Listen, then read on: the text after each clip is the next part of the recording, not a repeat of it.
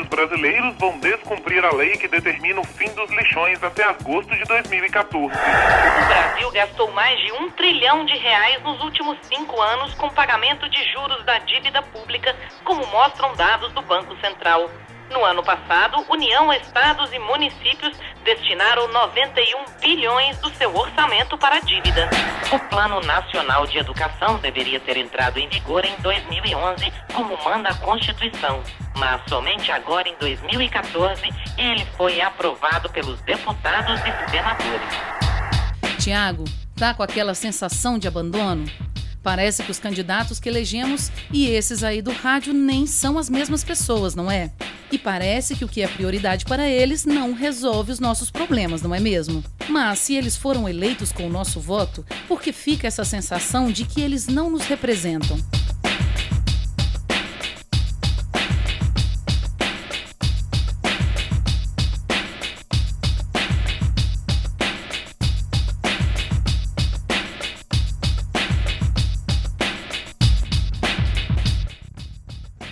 No Brasil, retomamos o regime democrático em 1985. No nosso modelo de democracia, todos votam e a maioria decide quais serão os nossos governantes e legisladores. É uma democracia representativa. Trocando em miúdos, quer dizer que a maioria decide quais serão os nossos representantes. Reconhecemos muitos avanços da democracia nos últimos anos, mas é preciso seguir em frente. Para além da democracia representativa, é preciso avançar na democracia participativa, como forma de ampliar os canais de participação do povo na vida política. Se conscientizar o que é democracia. Deveria ser mais aberto ao público, sem saber cobrar os seus direitos. Usufruir dessa democracia, né? Quando a democracia se consolidou, ela estimulou o direito à identidade individual e coletiva das culturas, deu voz política aos povos indígenas, às comunidades campesinas, ribeirinhas e quilombolas, despertando o sentido de cidadania entre as minorias e aflorando no país as marcas da diversidade, até então adormecida. Essa nova realidade brasileira, em que a diversidade deixa de ser uma peculiaridade e passa a definir nossos contornos políticos, começa a esbarrar nos limites da democracia representativa, exigindo um sistema que satisfaça os anseios plurais deste novo cenário. Agora, muitos políticos têm se fechado numa dinâmica particular em que o poder econômico desvirtua o processo eleitoral, fragilizando a democracia. Veja só esse exemplo.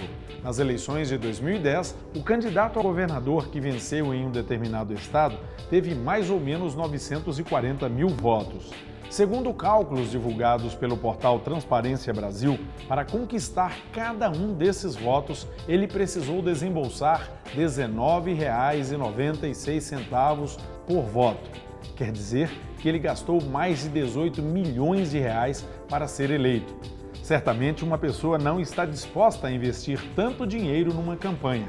Até mesmo porque, se somarmos todos os salários que ele receberá ao longo dos 4 anos, a conta fica longe de fechar. Para ter alguma chance de se eleger, os candidatos precisam do apoio financeiro de empresários. Geralmente, a maioria dos candidatos recebe financiamento de empresas. Mas os grandes grupos financiam determinados candidatos que depois vão defendê-los, né? Nessa relação, o que prevalece é o valor financeiro e não o valor democrático. A relação entre o dinheiro privado e o poder público é um ambiente propício para a corrupção. Esse modelo de financiamento privado de campanha eleitoral precisa ser repensado através de uma reforma política. Mas nós podemos citar 3 exemplos, 3 temas que são mais importantes e que impactam mais diretamente a nossa vida. Seria o financiamento das campanhas eleitorais, que hoje é um financiamento misto, parte de dinheiro público e parte de dinheiro privado, muito mais dinheiro privado. Um outro problema é o problema do sistema eleitoral, que hoje é um sistema nada compreendido pelos eleitores. Os eleitores votam em pessoas ao invés de votar em projetos políticos. E o terceiro é a questão da própria transparência do processo eleitoral como um todo.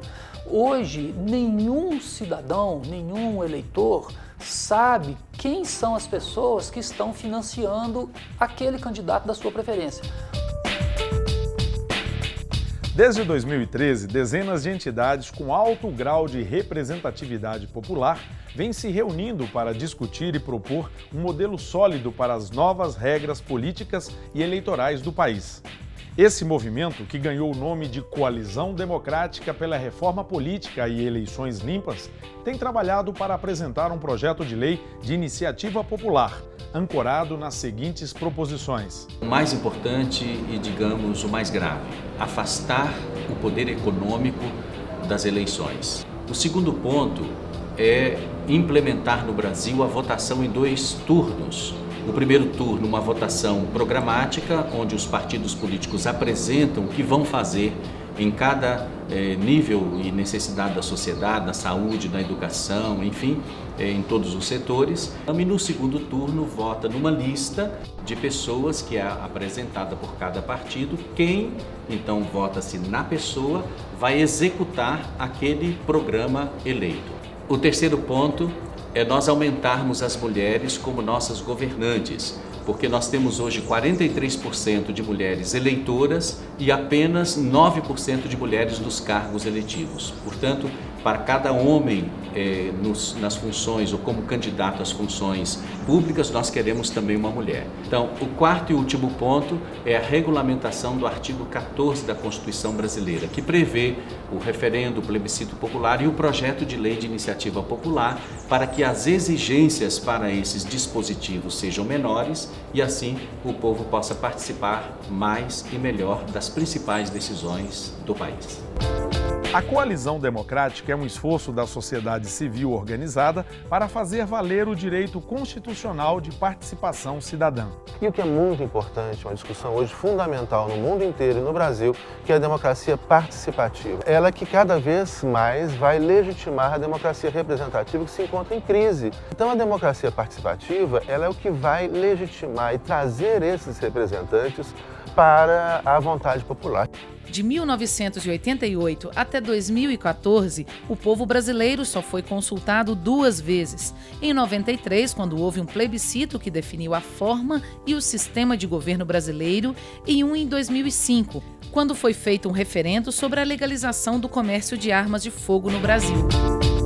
Apesar dos entraves legais para dificultar o uso de tais recursos constitucionais, o povo brasileiro já teve 2 importantes vitórias.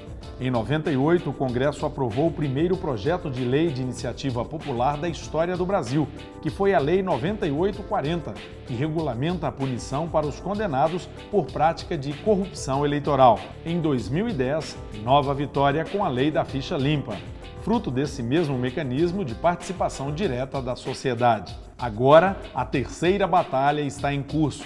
O novo projeto de lei, quando aprovado, tornará o Brasil um país muito mais democrático do que é hoje, aumentando o nosso nível de participação na vida política. Então, escreva o seu nome na história do país. Acesse o site da campanha da Coalizão pela Reforma Política Democrática no endereço www.reformapoliticademocratica.org.br. Informe-se, seja cidadão.